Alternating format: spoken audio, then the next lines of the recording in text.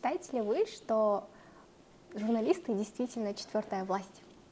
Ну, конечно же.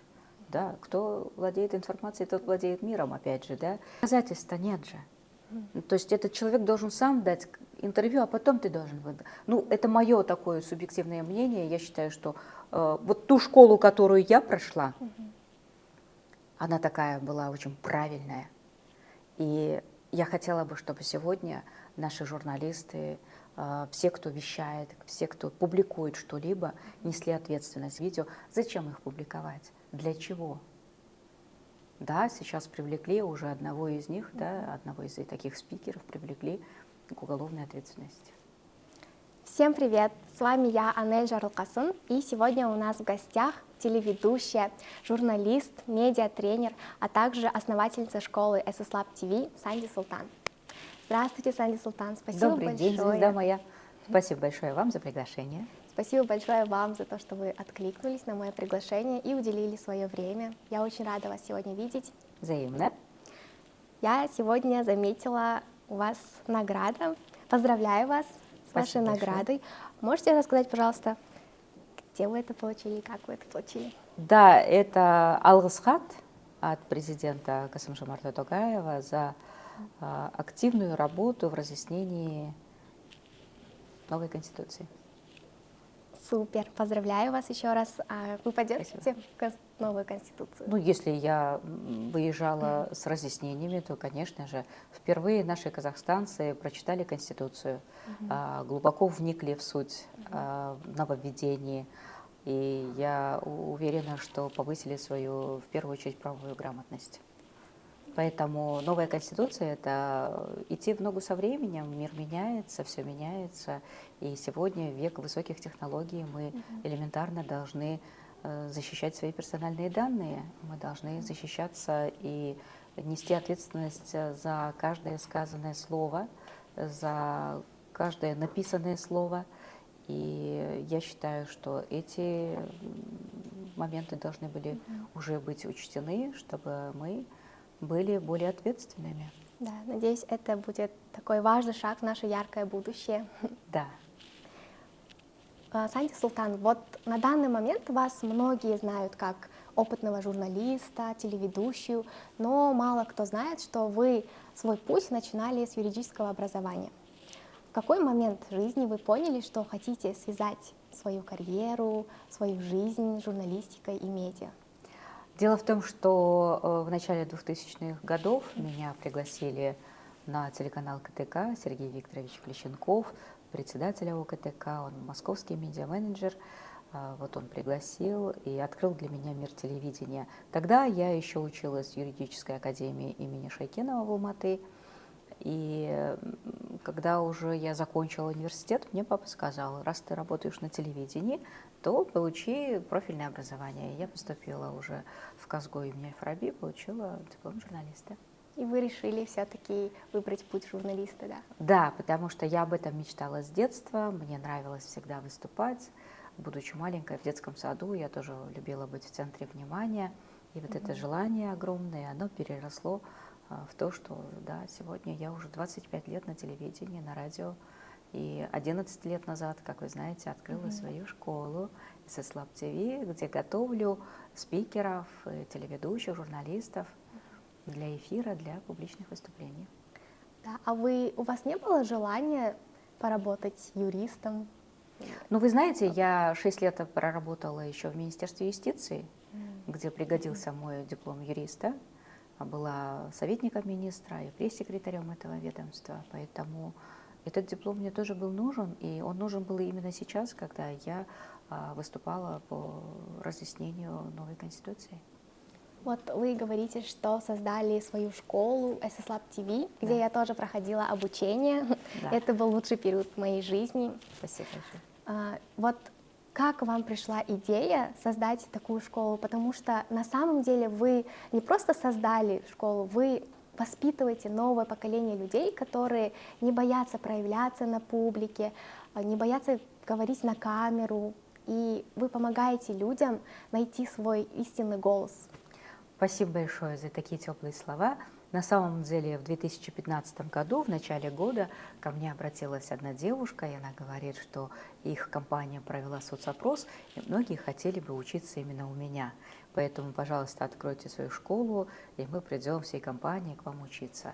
Я, конечно, на тот момент думала, как бы это сделать, начала готовить такую презентацию очень хорошую, качественную, для того, чтобы показать ее руководителю седьмого канала, где я на тот момент работала. Директор канала Куат Бахретдинов, он поддержал мою презентацию, сказал: мне нравится ваш высокий уровень подготовки, пожалуйста, начинайте, я вас поддержу. И при поддержке седьмого канала я открыла свою школу, и сегодня уже 11 лет, да, мои выпускники сегодня работают на республиканских, региональных телеканалах, практически на всех.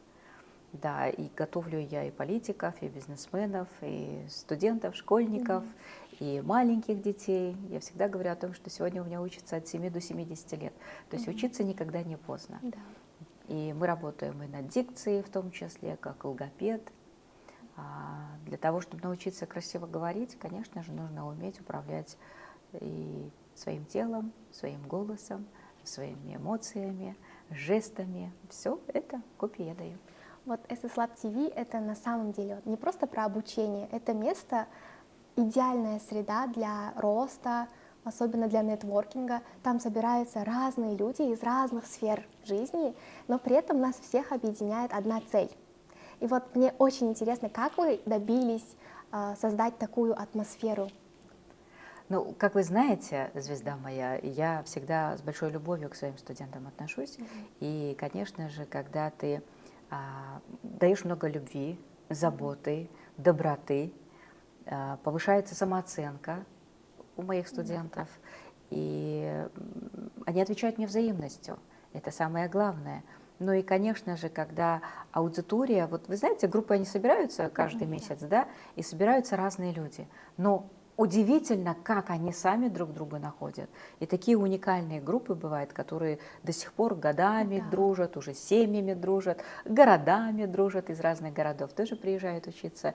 И мне это очень нравится, что они друг друга находят, и у них такая многолетняя дружба.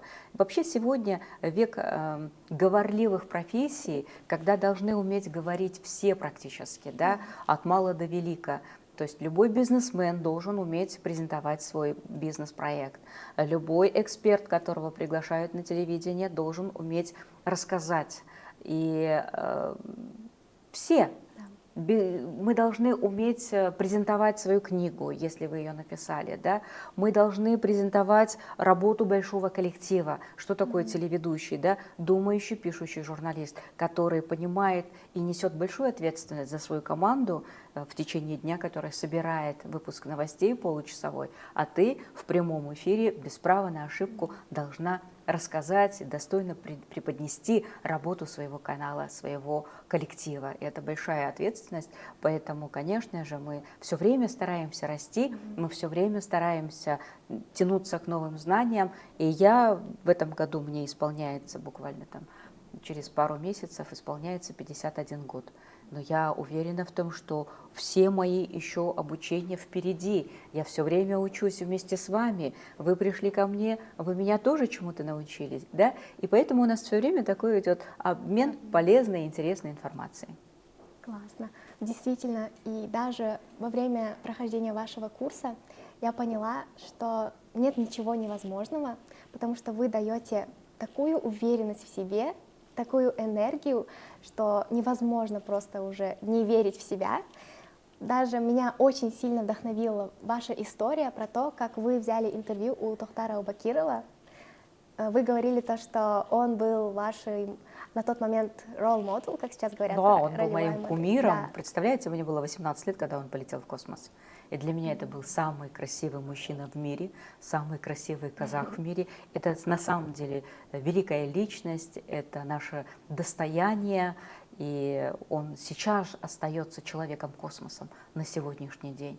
Все его принципы, вот он в интервью то, что рассказывал, все его достижения, они, конечно, очень вдохновляют. И я всегда его в пример ставлю нашей молодежи. Я горжусь тем интервью, которое я взяла у Тохтара Гарбаевича. И мне было очень приятно, конечно, слышать его комплимент в том, что ты посмотри, как хорошо подготовилась, а? Все она про меня знает. Я посмотрела, переслушала все интервью, которые он давал до моего, и нашей беседы с ним. И, конечно же, мне очень важно было задать те вопросы, на которые он еще не успел ответить. Да. А как вы приняли решение взять у него интервью? Как у вас это получилось? Вам же было всего лишь 18 лет. Нет, мне было тогда уже не 18, я тогда уже Вы работала на попозже. телеканале седьмом, 18 лет просто он полетел, мне было 18, когда он полетел в Всё. космос, и для меня это было такое вот тогда я его заметила, и вот для меня вот человек-космос это Тохтар Бадиров, да, и спустя многие годы, сколько лет там прошло, лет 15, по-моему, да, позже я взяла у него интервью и до сих пор горжусь этим, что я ему так и сказала, я ваша фанатка, вот еще 20 лет назад стала вашей фанаткой, и, конечно, я очень счастлива, горда сегодня быть рядом с вами. Когда ты на интервью говоришь теплые слова, ты человека сразу располагаешь, да, у вас такой очень хороший контакт налаживается, правда же? И когда он уже раскрывается и готов рассказать обо всем, в принципе, не бывает там каких-то запретных тем, но есть, конечно, темы, которые ты корректно можешь обойти, есть темы, которые, да, нужны, и когда берешь информацию, интервью, ты, естественно, больше стараешься дать информации полезной для зрителя своего, чему-то он должен научиться, пока слушает это интервью, то или иное, да, поэтому сегодня, когда у нас очень много подкастов, и записывают их все желающие, здесь нужно очень правильно выбирать эту информацию.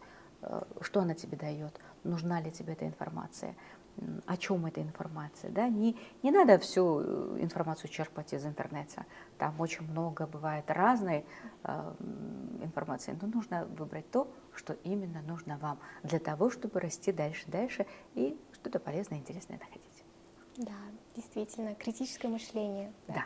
Это очень важно. Факт-чекинг, так скажем, да, Да. сейчас есть такое модное слово. А вот что вы еще посоветуете? Какие важные навыки должны иметь журналисты, особенно начинающие? Вы помните, я на уроке всегда говорила тоже об этом, да? Есть такое выражение, журналист должен быть такой, все время находиться в состоянии информационного голода. Мы должны быть по-хорошему любопытными, неравнодушными. Самое главное, да, всегда быть в курсе событий. Вот я утром просыпаюсь, мне нужно пролистать новостные ленты, мне нужно посмотреть, что произошло за ночь в стране и в мире. И только потом я выхожу из дома, и я уже чувствую уверенность. Почему? Потому что я владею информацией. Кто владеет информацией, тот владеет миром, да? И в любой компании, а ко мне приходят люди разного уровня, интеллектуального в том числе, и мне нужно соответствовать. И я должна быть в курсе событий для того, чтобы уверенно вести беседы, для того, чтобы уверенно вести свои уроки. И поэтому, если журналисты будут стремиться к новой информации, если они будут много читать, пополнять свой словарный запас. Опять же, как пополнить словарный запас? Не только читать, но нужно пересказывать. Самое главное здесь пересказывать. И вот когда вы пересказываете, вы начинаете запоминать новые слова. Да, и когда мы пересказываем, мы становимся интересными рассказчиками. Поэтому читать телесуфлер не нужно. Нужно рассказывать любые новости. Вот. И если мы будем читать, учить, изучать новые языки, да, нет предела совершенству. В любом возрасте нужно к этому стремиться. И не только журналистам, в принципе, всем сегодня нужно. Потому что все ведут подкасты, все выходят в соцсети, вещают, о чем-то рассказывают. Да? И когда не хватает словарного запаса, а человек на самом деле очень многое знает, есть такие, да, и не может рассказать, вот это вот здесь вот очень сложно. И вот в этот момент ко мне приходят, говорят, как мне это сделать? Как мне начать записывать себя и рассказывать? Считаете ли вы, что журналисты действительно четвертая власть? Ну, конечно же. Да, кто владеет информацией, тот владеет миром, опять же, да. И только от вашей подачи зависит и настроение твоего читателя. да, а это большая многомиллионная аудитория. Мы, когда о чем-либо пишем, мы несем большую ответственность за то, что мы пишем. Мы должны понимать, для кого мы пишем, кто наша аудитория, как она воспримет эту информацию, насколько она правдива. Если вот у журналистов же есть золотое правило, без второй стороны конфликта мы об этом не освещаем, да, потому что юридически могут подать в суд и показать документы, что нет, мы им оплатили зарплату уже тогда-то, тогда-то, да, а там директор завода выйдет или главный бухгалтер, да, и скажет, вот есть, а заводчане дали интервью, пригласили журналистов, что вот нам не платят полгода зарплату. Ну, например, да, одна из историй. Если мы вторую сторону не запишем, мы не имеем права однобоко давать информацию.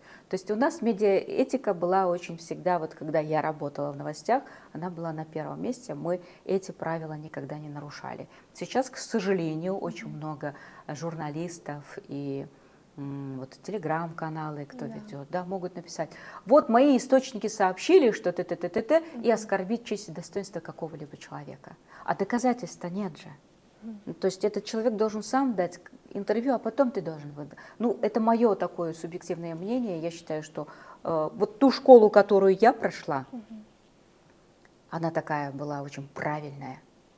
И я хотела бы, чтобы сегодня наши журналисты, все, кто вещает, все, кто публикует что-либо, несли ответственность. Когда берут интервью, и спикер говорит о том, что Наурыз это не надо отмечать, это не казахский праздник, и не мусульманский, и затрагивает там тему религии, а зачем это интервью вообще публиковать? Но раз у тебя спикер говорит, как мне кажется, и как мне кажется, знают, понимают все казахстанцы, тюркские народы, скажем, да, испокон веков праздновали Наурыз. И мы вот последние 2 дня мы видим, что появились такие интервью, видео. Зачем их публиковать? Для чего? Да, сейчас привлекли уже одного из них, да, одного из таких спикеров привлекли к уголовной ответственности. Ну, сейчас многие журналисты ведь гонятся за хайпом, за просмотрами. Вот в этой погоне нужно оставаться человеком, достойным человеком. Опять же, нести ответственность за то, что вы вещаете, что вы публикуете. Вот в погоне за лайками, комментариями и просмотрами нужно все-таки понимать, насколько эта информация важна, насколько вы можете управлять мыслями людей, их настроением. Мы же понимаем это. Вы влияете очень сильно, и каждый журналист должен понимать и должен нести ответственность за то, что он пишет, за то, что он публикует. Если мы сейчас все-таки будем вот эту грань соблюдать, то, соответственно, мне кажется, уже и уровень знаний будет повышаться не только у журналистов, но и у общества нашего в целом. Да. А как же блогеры? Вот сейчас многие нам говорят то, что блогеры это как угроза для журналистов, потому что они сейчас заменяют профессию журналистов, и их как раз-таки общество наше любит больше смотреть. Но вы знаете, блогеры, они же достаточно такие непосредственные. Они непосредственные, и они говорят на таком достаточно простом языке. Они в основном публикуют то, что происходит в их семье.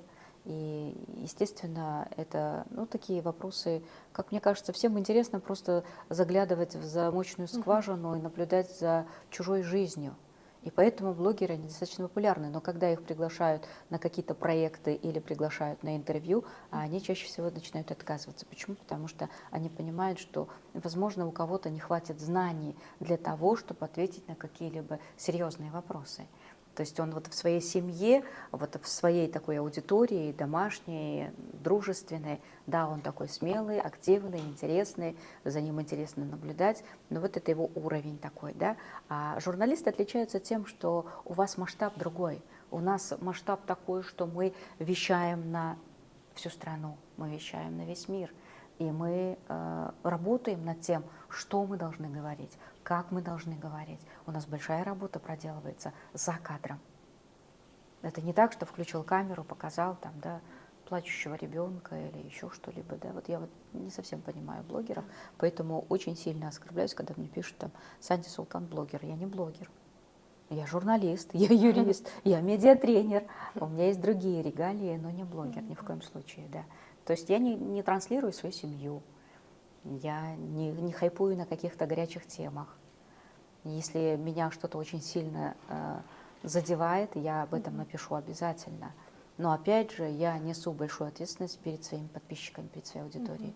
И мне надо такую информацию давать, за которую они скажут: спасибо, вот теперь буду знать.